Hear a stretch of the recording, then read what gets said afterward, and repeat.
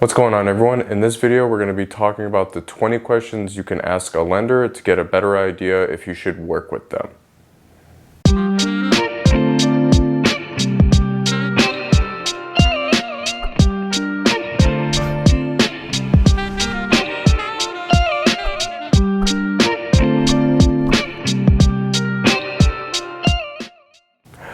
Welcome back, everyone. So the reason I wanted to make this video is because when I first started with getting loans for building Airbnbs, I didn't know what I was doing. These questions essentially all come from mess-ups or things that have come up last minute in the loan process that have almost ruined a deal for me. It's gotten to a point now that I don't even send over any financial information to the lender until I have most of these questions answered. Keep in mind that most of the questions are situation dependent, and you may not ask all these questions. These questions are also not written in any specific order. So let's get to it. So the first question is to ask if the lender requires your co-borrower to live in state. So essentially meaning that your co-borrower cannot live out of state. This is important if you have a partner you're teaming up with to do a deal, or if your spouse or partner works out of state. This is mainly for residential loans like second home loans. So the reason the lender asks this question is because your co-borrower cannot live out of state if you're saying that they're going to be moving to the state to live with you in the second home, if that makes any sense. They might need to get something from their job saying that they can work remotely. I have done that before with my wife. I sort of just had a written statement from her manager saying that she does work remotely, and then that she won't be quitting her job to move down here, because that's very important if you're using a residential loan. Again, because if your co-borrower is quitting their job, then they're not going to have the income to qualify for. This has changed a bit with COVID, because now you can ask the lender if you can submit something, again, saying that they can work from home. A lot of people are working from home now. So again, if you have a co-borrower, if it's another investor, your spouse, and they live out of state, make sure that they can continue to live out of state and still be able to be a co-borrower on the loan. So the second question is, what are the requirements for the general contractor when it comes to their experience? Every lender will have a different answer to this question, so make sure that you actually ask this one if you have a GC. I don't have my GC license, so I hire a GC for my projects.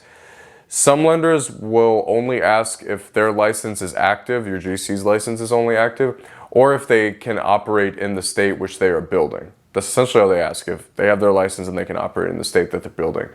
If that's the case, then great. Some lenders, especially on the commercial lending side, when you're building more than one cabin at a time, they will require your GC to have some experience at building homes. Every requirement is different, but some examples I've heard of recently is 5 homes built in the last 36 months. And that's sort of the timeline that keeps sort of coming up, even with COVID, is the last 36 months. Now, if you're getting a commercial loan and you're hiring a GC, the commercial lender will look at you as the developer of the project. So when I first started, I intentionally or unintentionally took on the role of a developer. If the lender classifies you as the developer, then you can qualify for the loan if you've been a part of developing 5 homes in the last 36 months, or whatever the requirements are. So essentially, you're taking over what your builder would have used to qualify. So I've heard that they only look at some lenders only look at the GC side. But again, if you're doing the commercial loan, that you're looked at as the developer, and they want to see some experience from you as well. So that's what I did. When I first started, I started with only doing residential loans, and then the 6 projects that we're developing next year, we're looking to get a commercial loan for those, because now we have the experience to be able to do that. So that's the second question. The third question is, how much reserve is needed for this loan? This is another important question to ask. The reserve is essentially how much principal, interest, taxes, and insurance payments you have in reserve prior to getting the loan. Take, for instance, if your PITI for the loan is going to be $1,000 a month, and the lender requires you to have 6 months of PITI in reserve, then the amount you will need is about $6,000 in reserves. I have worked with lenders that require only 3 months of reserves, and I've worked with lenders that require 6 months of reserves.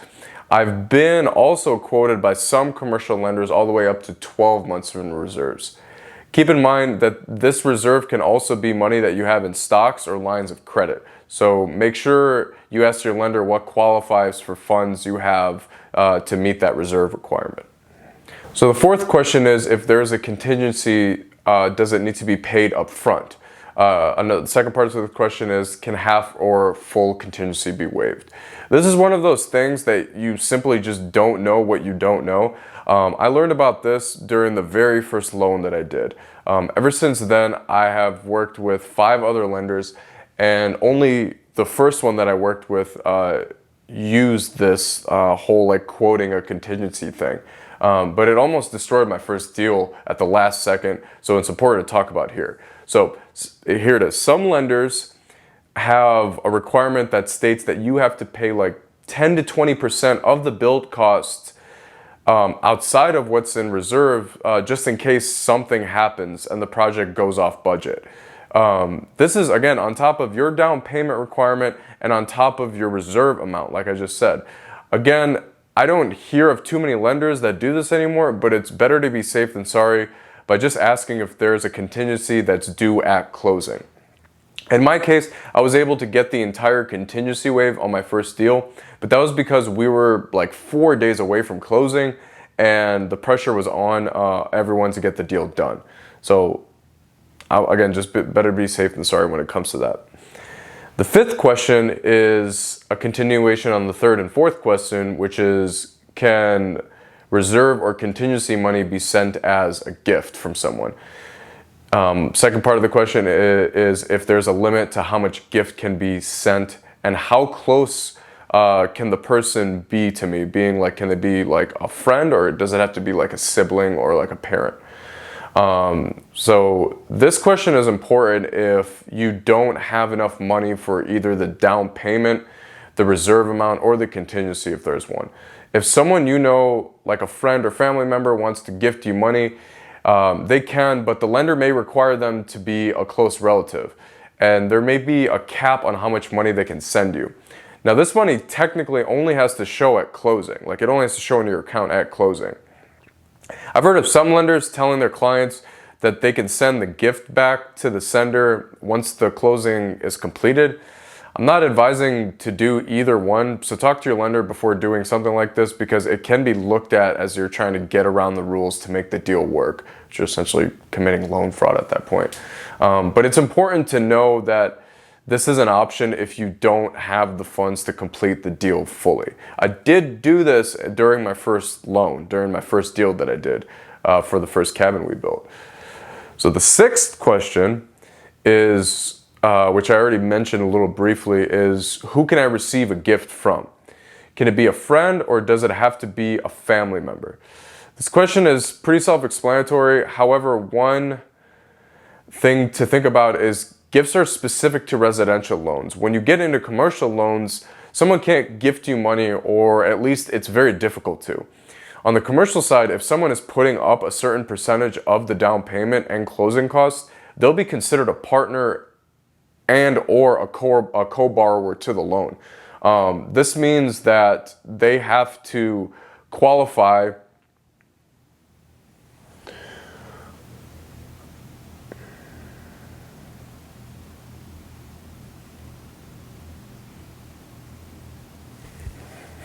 This question is pretty self-explanatory. However, one thing to think about is gifts are specific to residential loans. When you get into commercial loans, someone can't gift you money, or at least it's very difficult to. On the commercial side, if someone is putting up a certain percentage of the down payment and the closing cost, or the closing costs, the lender might look at that person as a partner and a co-borrower. This means that they'll also have to qualify for the loan, and they essentially become your partner in the deal. This isn't a bad thing if your intentions are to take on a partner, but for the discussion of where the gift money can come from, it only works for residential loans and not commercial loans. The seventh question is if there is a seasoning requirement for your current loan that you have. If so, how long is it? This is mainly, again, for residential loans. If you're getting a construction loan for a second home, then once the loan is closed and you try to get a second construction residential loan, while the first one hasn't even been built yet, it may look a little suspicious. Some residential lenders make you wait until the last home that you got a loan on is fully built to continue to get a loan. So essentially they make you wait until you get your certificate of occupancy for that first loan, for the first home. Or some lenders I've heard require 6 months in between loans. The way I've gotten around this in the past is to go back and forth between 2 or 3 lenders that I've already gone through these questions with. The seasoning requirement is mainly a lender requirement and not really a lending law. So it works to have 2 lenders you're working with if one of them has a seasoning requirement. I hope that makes sense. Like if you already used one lender, and you got a loan with them, you can go to a separate lender and ask them for a loan too if they don't have a seasoning requirement. They just might pull your credit and see that you have gotten another loan from a different bank. Again, I've ran into that issue, but my second lender didn't have a seasoning requirement, so we were able to get that second loan while the first one was still being built. So the next question, which is a bit of a long one, is can current income from the investment property be counted to qualify for the new loan? Can a long-term lease be used to establish income if the property isn't on my tax returns? Okay, so before I talk about this is something that my lender and I talked about a lot. We weighed if what we were doing was sort of worth it. It came down to we weren't really breaking any laws and we weren't really hurting anyone. The first part of the question is simple. Can income from other properties be used to qualify for the current loan? Most lenders will require your property to be on your last 2 tax refunds or returns to qualify for to be able to qualify that income to go towards any other future loans. There are some lenders out there that are allowing for AirBNB income to be used, but it's on a case-by-case basis. What almost all lenders use if it's not on your taxes is a long-term lease. A long-term lease is a 1 year, 6 months to 1 year, or even more. That's what the lenders like to see, and this is where things have gotten sort of in the gray area with us for our last 2 projects. I was renting out my other property that we built. It was doing incredible on Airbnb, but the lender could not take the Airbnb income and they could only take a long-term lease. So essentially, since I'm licensed in North Carolina, I wrote a 1-year lease for my sister and made her my tenant on paper. So only on paper did I do that. She didn't actually move into the property. That income was then used to qualify for the loan. They never called my sister and they never went to the property to verify that lease. Other lenders may have handled it differently. Now again, let me talk about this real quick. Some lenders might look at this as loan fraud. We're not doing this anymore. We only did that on our second project. We didn't even do that on our first project, just to get that deal done. The 4 that we're doing this year, we're done completely, like, to the book. Like everything was done right there. But again, my lender knew the whole situation and they were comfortable with lending on that. So just weigh your options there. That one can get a little bit in the gray area.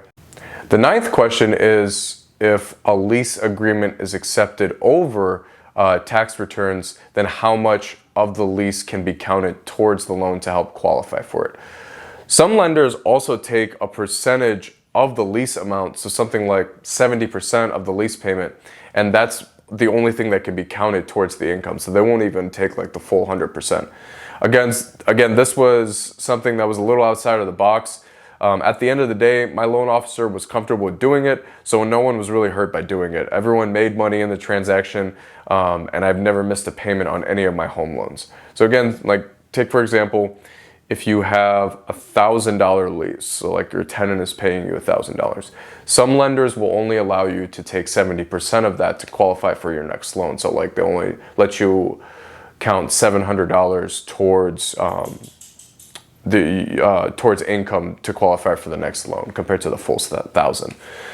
So the 10th question is, can the down payment be taken out of the equity of the land?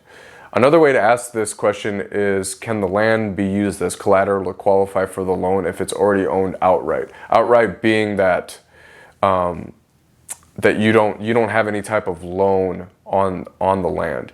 You could have purchased the land cash, or you could have inherited it. This is how I handle almost all my deals now. I purchased the land cash that we're building on. Then I use that land as collateral to qualify for the loan. I pay an extra set of closing costs because I am doing 2 closings there, but it gives me a massive amount of flexibility when it comes to due diligence, budgeting, and the permit process. Essentially, what I pay for the land is my down payment, is what my down payment would have been if I packaged the land with the construction deal.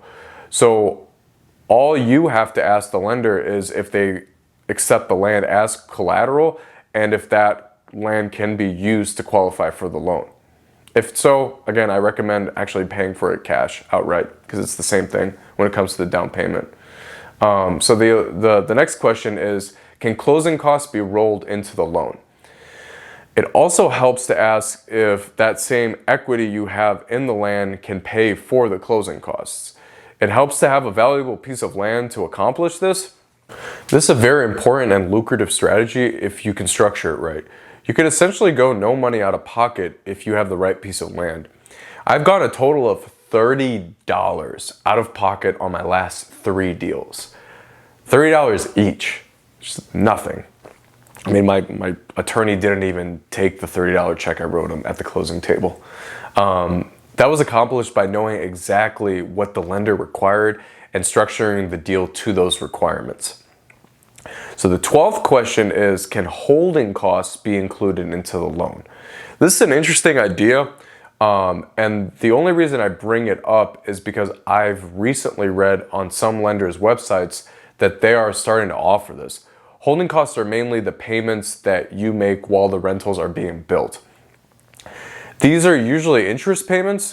If you have a higher interest rate and it takes you up to a year to finish your projects, then the interest payments can really eat into your reserves and make it tight towards the end of the loan. It really helps if the lender allows you to include those closing costs, those holding costs into the loan compared to just paying them out of pocket. So the 13th question is sort of along the same lines of the 12th question, which is, can furnishings and things like hot tubs be rolled into the loan? Not many lenders will sort of go for the idea of the furnishings to be rolled into the loan, but I have had lenders who have financed hot tubs, the last 2 projects we're doing right now. The reason being is because these are fixtures compared to furniture. If you find the right lender though, you can also potentially ask them if they will finance the furnishings. Residential lenders will probably say no to this, but some commercial lenders will say yes to this. I've talked to them. The idea is there's no difference here between financing furnishings for a hotel in a loan and financing furnishings for a vacation rental. It's essentially the same thing. Like a big hotel that goes up, they don't pay for the furnishings out of pocket, it's included in the loan. Again, the key to this is to have the right lender. I found success in using lenders that have already lent on vacation rentals. This is easier than trying to convince an old school lender on this newer way of developing real estate for investment purposes. The 14th question here is, can a home be built with a detached accessory dwelling unit? This is a bit of a hack I've sort of found in developing property for short-term rental purposes. It is how I was able to scale as quickly as I've been able to. I'm going to do an entire video on this question in the future, but essentially an accessory dwelling unit is a mother-in-law suite. It's usually a smaller version of the primary house. In terms of vacation rentals, I see 2 units there. you're able to build 2 units while getting only 1 loan. If you can qualify for a higher loan amount, then this is a very powerful strategy. If the lender allows you to do accessory dwelling units, make sure that they can be detached, which means it's 2 separate homes compared to like having the mother-in-law suite like connected by like a walkway or something. This allows for different guests to have privacy, so you can have like 2 separate parties completely, like 2 guests here and like 4 guests here. If they can't be detached, then I would not recommend going this route. So again, very powerful strategy. I'm going to do a video on it in the future, sort of just a deep dive into that, because again, that's how we were able to build so many cabins as quickly as we did. The 15th question is if the loan is a one-time close loan or if it's a 2-time close loan. I talked about this question in detail in the part 1 to this video. Essentially boils down to a one-time close loan allows you to only pay 1 set of closing costs and automatically roll the construction loan into a permanent fixed loan. A 2-time close loan makes you go through 2 closings. One to get the construction funds and one after the home is fully built. If you're just starting out, I recommend finding a lender with a one-time close loan. If you're doing a commercial loan, then you will probably be going through a 2-time close loan. They essentially call it a bridge loan into permanent financing or a refinance. So commercial loans are usually 2-time close. The 16th question is, what is the length of the loan and is the loan fixed? A fixed rate, essentially. Again, a simple but important question. Make sure you know the length of your loan. So far right now, 30-year fixeds tend to be the best. I have seen 40-year fixed, which is just crazy. Try to get a fixed rate loan whenever possible. Adjustable rate mortgages are not terrible, and they did get a bad rap from the 2008 financial crisis. I don't have any experience with them to speak on them since I've only gotten fixed rate mortgages. But if you have questions about this topic, simply go on to Google and just type in the difference between fixed rate mortgages and adjustable rate mortgages. The 17th question is, do you offer a closing draw, and if so, how much? I ran into this issue with the second loan I did, and the deal almost blew up like 3 days before closing. A closing draw is a certain amount of money that the builder gets at closing to be able to start the project. If you or your builder don't have a line of credit to draw from to complete the projects, a closing draw is essential.